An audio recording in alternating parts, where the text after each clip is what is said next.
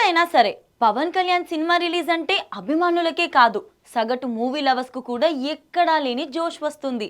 ఎప్పుడెప్పుడా అని fans count down మొదలు పెడతారు. సోషల్ మీడియాలో ఎక్కడ చూసినా దానికి సంబంధించిన పోస్ట్లే కనిపిస్తాయి. థియేటర్ల దగ్గర సందడి వాతావరణం అడ్వాన్స్ గా కనిపించేస్తుంది.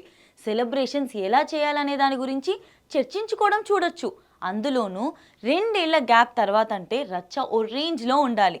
కానీ హరిహర వీరమల్లు పార్ట్ 1కి అంత హడావిడి కనిపించడం లేదు. పలు సవాళ్లు సమస్యలు స్వాగతం చెప్తున్నాయి. అవేంటో చూద్దాం.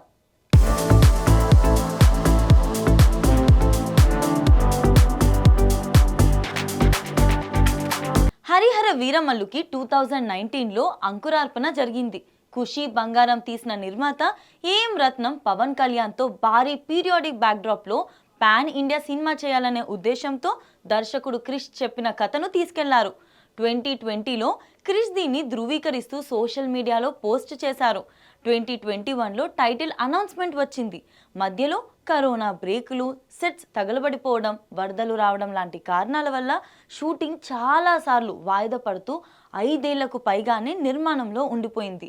ఆర్థిక భారం మీద పడుతున్నా సరే ఏఎం రత్నం వెనక్కు తగ్గకుండా కొనసాగించారు. అయితే ఆలస్యం మరీ ఎక్కువైపోవడంతో దర్శకత్వ బాధ్యతల నుంచి క్రిష్ తప్పుకున్నారు. రత్నం వేరొకరిని నమ్మలేక స్వతహాగా డైరెక్టర్ అయిన తన కొడుకు జ్యోతి కృష్ణకు ఈ బాధ్యతలు అప్పజెప్పారు. ఈ 5 సంవత్సరాల కాలంలో పవన్ జనసేన ప్రచారం, ఎన్నికల క్యాంపెయిన్లు, కూటమి ప్రభుత్వం వైపు అడుగులు, ఇలా రకరకాల కారణాల వల్ల షూటింగ్ వేగంగా పూర్తయ్యేందుకు సహకరించలేదు. ఓటీటీ అగ్రిమెంట్ చేసుకున్న అమెజాన్ ప్రైమ్ పదే పోస్ట్ పోన్ అయితే ఇస్తామన్న మొత్తంలో కోత వేస్తామని చెప్పడంతో మేఘాల మీద జూన్ 12 రిలీజ్కు ఏర్పాట్లు చేసుకున్నారు.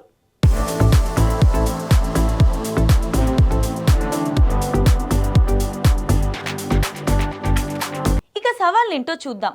ఆస్కార్ విజేత ఎంఎం కీరవాణి నుంచి సంగీత ప్రియులు ఆశించిన స్థాయిలో పాటలు లేవు. పర్వాలేదని కొందరికి అనిపించినా ఇంకా గొప్పగా ఊహించుకోవడం వల్ల నిరాశ తప్పలేదు. ఇది మొదటి మైనస్. సీజీ వర్క్ వల్ల ట్రైలర్ రాకపోవడం బిజినెస్ మీద ప్రభావం చూపించింది. ఇప్పటికే హైప్ అంతంత మాత్రంగా ఉండడంతో ఎక్కువ మొత్తం ఇచ్చేందుకు డిస్ట్రిబ్యూటర్లు తటపటాయించారు. దీంతో చాలా ఏరియాలు రత్నం స్వంతంగా రిలీజ్ చేసుకునే పరిస్థితి తలెత్తింది. ఒక్క క్లైమాక్స్కే 20 కోట్లు ఖర్చు పెట్టారంటే ఓవరాల్ బడ్జెట్ ఎంతో ఊహించుకోవచ్చు. హీరోయిన్ నిధి అగర్వాల్కు పెద్ద ఇమేజ్ ఏం లేదు. నార్త్ మార్కెట్లో ఈ అంశం ప్రభావం చూపిస్తుంది.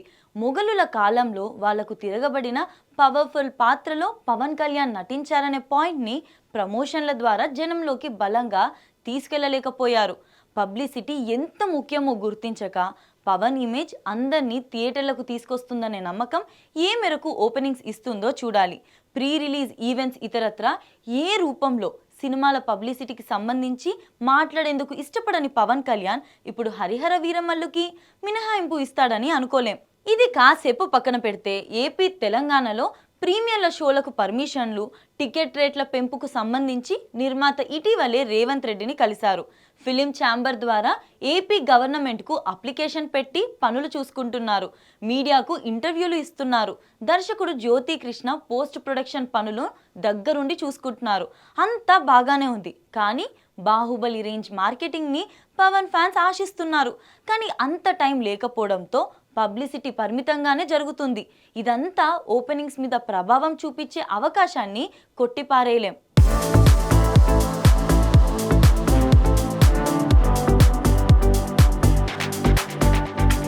స్పెషల్ షోలు, టికెట్ ధరల పెంపు రావడం ఖాయమే. కానీ హరిహర వీరమల్లుకి ఎక్స్ట్రాడినరీ టాక్ రాకపోతే ఆ ప్రభావం 2వ రోజు నుంచే మొదలవుతుంది. ఏఎం రత్నం మాటల్లో ధీమా ఉంది. కానీ అది ప్రతి నిర్మాత కళ్ళలో సహజంగా కనిపించేదే కాబట్టి అసలు కాంటెంట్ వచ్చేదాకా చెప్పలేం. అదిరిపోయే సెట్లు, ఔరంగజేబుగా బాబీ డియోల్ విలనిజం, 17వ శతాబ్దపు నేపథ్యం, మల్ల యుద్ధాలతో పవన్ చేసే విన్యాసాలు, ఇవన్నీ వినడానికే బాగున్నాయి. కానీ తెర మీద ఎలా వచ్చాయి అనేది ఫలితాన్ని ప్రభావితం చేయబోతున్నాయి. దర్శకుడి మార్పు సైతం ప్రాజెక్టు మీద హైప్ తగ్గించిన మాట వాస్తవం. హరిహర వీరమల్లు వచ్చిన వారం రోజులకే ధనుష్, నాగార్జున, కుబేరా వస్తుంది. ఆపై మంచు విష్ణప్ప, కన్నప్ప దిగుతాడు. 2 మల్టీ స్టారర్లు కావడంతో ఇప్పటిదాకా థియేటర్లను పవన్ నిలబెట్టుకోవాలంటే వీరమల్లుకి టాక్ మారు మ్రోగిపోవాలి. పైగా థియేటర్ల బంధు విషయంలో జరిగిన రచ్చ, నిర్మాతల ప్రెస్ మీట్లు, ఏపీ మంత్రి కందుల దుర్గేష్ విచారణ కమిటీ వేయడం లాంటి పరిణామాలు ఈ సినిమా మీద ఎన్నో చర్చలు జరిగేలా చేసింది. ఇన్ని వాయిదాలు, అడ్డంకులు, మార్పులు, ఆటుపోట్లు దాటుకుంటూ వచ్చిన హరిహర వీరమల్లు అంచనాలు అందుకుంటేనే పార్ట్ 2కి సంబంధించి ఆసక్తి పెరుగుతుంది. చూడాలి మరి పవన్ ఏం చేయబోతున్నారో.